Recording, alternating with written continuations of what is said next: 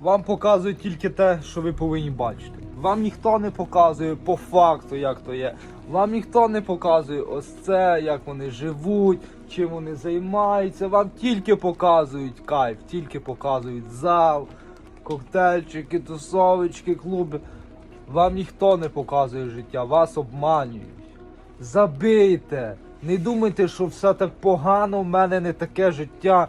Де не подивлюсь, всі успішні, всіх майбухів, всіх, блядь, машини, тачки, бізнес, тьомки, бабки. Це не так. Це не так. Вас обманюють. Вам тупо плюють душу і не показують по факту, як воно є. Ось я би міг щось вам закинути відос, як я займаюсь, як я монтую відео, як я качаюсь, як я там це, то. Бо я хочу вам показати, як воно є по факту. Падає дощ, я хочу, щоб ви відчули цей вайб і поняли, що 99% так живе, як ви. Закайфуйте.